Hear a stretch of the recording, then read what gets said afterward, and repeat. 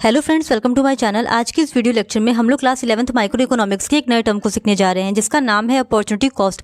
इससे पहले भी हमने क्लास 11th माइक्रो इकोनॉमिक्स के कई टॉपिक्स को डिस्कस किया है। अगर अभी तक आपने उन वीडियोज़ को नहीं देखा है तो उनका लिंक आपको डिस्क्रिप्शन बॉक्स में मिल जाएगा। तो चलिए बिना देर किए ये वीडियो लेक्चर स्टार्ट करते हैं। तो सबसे पहले बात कर लेते हैं मीनिंग ऑफ अपॉर्चुनिटी कॉस्ट, यानी कि अपॉर्चुनिटी कॉस्ट होता क्या है। तो opportunity cost is the value of what you lose when choosing between two और मोर ऑप्शंस। अब इसका मतलब क्या है, तो दो या दो से अधिक ऑप्शंस को चुनते समय हम जिस वैल्यू का सेक्रीफाइस करते हैं या जिस ऑप्शन का सेक्रीफाइस करते हैं तो उस ऑप्शन का जो भी वैल्यू होता है वही कहलाता है अपॉर्चुनिटी कॉस्ट। फॉर एग्जांपल, हमारे पास ऑप्शन ए है एंड ऑप्शन बी है। दो ऑप्शन हमारे पास गिवन है। अब इन दोनों ही ऑप्शंस में से हमने ऑप्शन ए को क्या किया, सेलेक्ट किया। अब जब हमने ऑप्शन ए को सेलेक्ट किया तो हमने ऑप्शन बी का क्या किया, सेक्रीफाइस किया। तो अब इस सेक्रीफाइस किए गए ऑप्शन की जो भी वैल्यू होगी वही कही जाएगी अपॉर्चुनिटी कॉस्ट। तो सिंपल शब्दों में एक को पाने के लिए हम जिस ऑप्शन को छोड़ते हैं उस छोड़ी हुई ऑप्शन का वैल्यू ही अपॉर्चुनिटी कॉस्ट कहलाता है। तो यहाँ पे हमने ए को चुनने के लिए बी को छोड़ा या बी का सेक्रीफाइस किया, तो अब इस छोड़े हुए ऑप्शन का वैल्यू ही क्या कहलाएगा, अपॉर्चुनिटी कॉस्ट।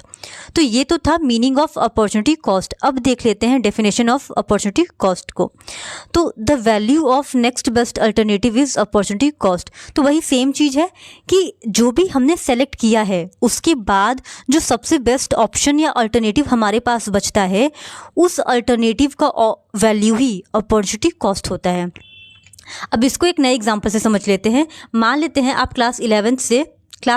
क्लास 10th से क्लास 11th में गए, और जब आप क्लास 11th में जाते हैं तो आपके पास 3 ऑप्शन होते हैं। या तो आप साइंस लीजिए, या तो आप कॉमर्स लीजिए, या तो आप आर्ट्स लीजिए। तो इस केस में आप लेते क्या है, आपने लिया कॉमर्स, क्योंकि आपने कैलकुलेट किया कि अगर आप कॉमर्स लेंगे तो आप पर मंथ 1 लाख रुपीज़ कमाएंगे, और अगर आप साइंस लेंगे तो आप पर मंथ 10,000 रुपीज़ कमाएंगे, और अगर आप आर्ट्स लेंगे तो आप पर मंथ 15,000 रुपीज़ कमाएंगे। तो यहाँ पे आपके पास सबसे अच्छा ऑप्शन था कॉमर्स को लेना, तो आपने कॉमर्स को क्या किया, कॉमर्स को सेलेक्ट किया। लेकिन कॉमर्स को लेने के बाद आपने 2 ऑप्शन को छोड़ा, एक तो था साइंस का और दूसरा था आर्ट्स का। अब इन दोनों छोड़े हुए ऑप्शन में भी सबसे अच्छा ऑप्शन हमारे पास क्या था, तो सबसे अच्छा ऑप्शन था, दूसरा सबसे अच्छा ऑप्शन था आर्ट्स का। तो ये जो आर्ट्स का वैल्यू है 15,000, यही होता है अपॉर्चुनिटी कॉस्ट, क्योंकि हमारी इस तीनों ही ऑप्शंस में जो हमारे पास दूसरा सबसे अच्छा ऑप्शन था वो था आर्ट्स का, और पहले ऑप्शन को तो ऑलरेडी हमने सेलेक्ट कर लिया है। तो अपॉर्चुनिटी कॉस्ट हमेशा दूसरे सबसे अच्छे ऑप्शन की वैल्यू होती है। ठीक है, आई होप आपको ये एग्जाम्पल से समझ में आ गया हो। अब इसको एक नए एग्जाम्पल से समझ लेते हैं।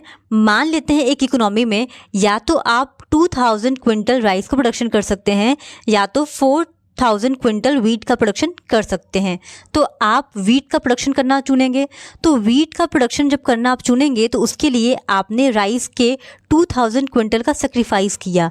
तो ये जो राइस का वैल्यू है 2000 क्विंटल, यही है अपॉर्चुनिटी कॉस्ट, क्योंकि 4000 क्विंटल ऑफ वीट को प्रोड्यूस करने के लिए आपने 2000 क्विंटल ऑफ राइस का सेक्रीफाइस किया है। आई होप आपको अपॉर्चुनिटी कॉस्ट की मीनिंग, डेफिनेशन एंड एग्जाम्पल समझ में आए होंगे।